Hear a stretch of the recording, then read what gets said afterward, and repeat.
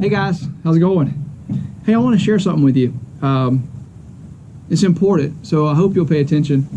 And if you could, for just a moment, put aside all your features. Put aside whether or not you're a Democrat or Republican or any of that stuff, and just be with the people for a moment. This is a circuit breaker. Probably familiar with them, you got them in your house. They're all throughout our electric grid. There's other devices besides this, but this is probably the most recognizable by all of us. So I want to use this to tell you a little bit about why I believe you're seeing our Congress go through this circus. If we go back a little better than 100 years, when they're starting to put together our electric grid, you're going to find, names out there like, George Westinghouse, Thomas Edison. These are, people that are going to form companies like Westinghouse and GE, and they're going to have a lot to do with our electric grid. Little circuit breakers that are eventually going to be all over the place and stuff. What's happened over the years, in the last couple of decades, is those legacy businesses that control the product piece of the infrastructure for our electric grid, they're all gone. You can kind of go through and research them and see how it happened. GE's a little bit complicated because you got to go and find GE Industrial Solutions. They were sold off to ABB 2 years ago, I believe, a couple years ago. But they're all gone. So everybody that's a major manufacturer of these little devices, they're all gone. So we can't build infrastructure without getting a foreign entity.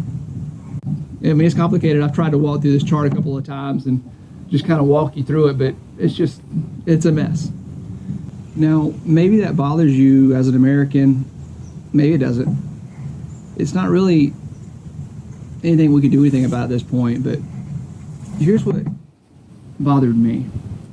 Is while I was working in that industry, I was watching these executives go through and move pieces of business out of our country, assembly business, the manufacturing process of it, close plants, take and move technical resources offshore, lots of things that people that are really, really smart knew better than to do. They know better than to do, but they did them. And the reason why they did them is because they made financial sense. And that is the problem. You see, Congress is controlled by the financial community. If you don't believe me, just go back to the financial crisis and look how they behaved.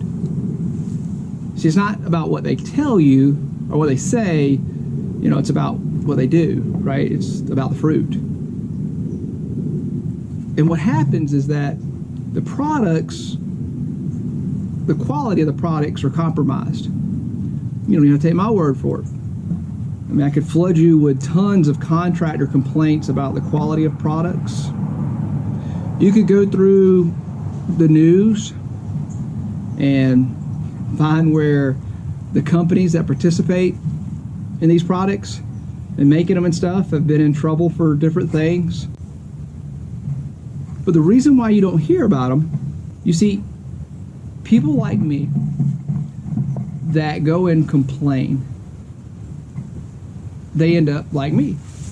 They end up unemployed because people like me will go manage them out. But we, the people, end up with a nation with compromised infrastructure. I had a defense contractor who was building an embassy overseas, who builds a lot of embassies overseas,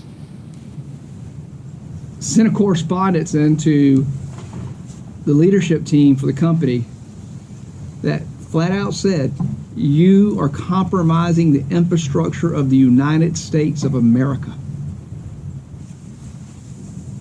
Shared that with the FBI. You know what they can do? Nothing. You know why? Because they're controlled by Congress. You know why? Because Congress is controlled by a financial community. A financial community that has everything so wrapped up in this nation that we're going to lose our nation. It's so complicated.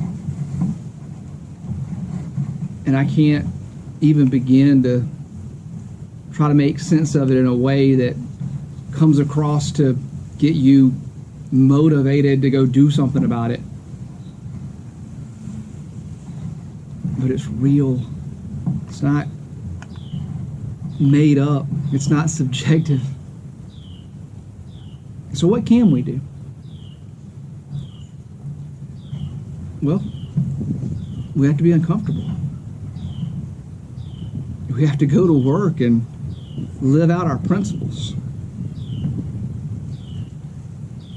We're at a pivotal moment right now, guys. I don't know if we'll be able to reclaim our republic. It's gone. You might get mad with me saying that right now, but it is gone. That's sad. It's really sad.